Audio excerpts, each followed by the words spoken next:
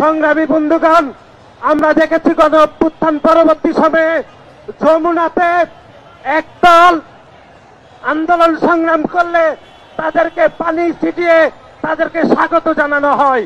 কিন্তু আমরা দেখেছি জগন্নাথ বিশ্ববিদ্যালয়ের শিক্ষার্থীদের যৌক্তিক আন্দোলনে পুলিশ হামলা করে আন্দোলনকে নস্যাৎ করার অপচেষ্টা করছে এবং সাম্যের প্রকৃত হত্যাকারীদেরকে এখনো পর্যন্ত গ্রেপ্তার করার কোন নমুনা আমরা এখনো পর্যন্ত দেখছি না।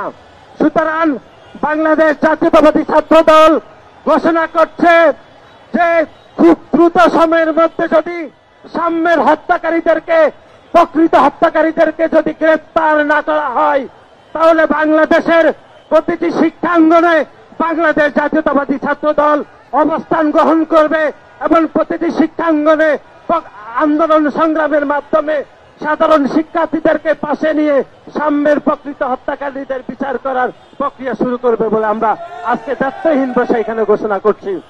সংগ্রামী সমাবেশ, আপনারা যারা দূর দূরান্ত থেকে শাহরিয়ার আলম সাম্যের হত্যাকাণ্ডের প্রকৃত আসামিদের গ্রেপ্তারের প্রতিবাদে আজকের এখানে অবস্থান কর্মসূচি গ্রহণ করেছেন, আপনাদের সকলের প্রতি বাংলাদেশ জাতীয়তাবাদী ছাত্র দল কেন্দ্রীয় সংসদের পক্ষ থেকে আমরা কৃতজ্ঞতা জানাচ্ছি এবং পরিশেষে সাম্যের হত্যাকারীদেরকে দ্রুত গ্রেপ্তার এবং বিচার দাবি করে আমি আমার সংক্ষিপ্ত বক্তব্য শেষ করছি।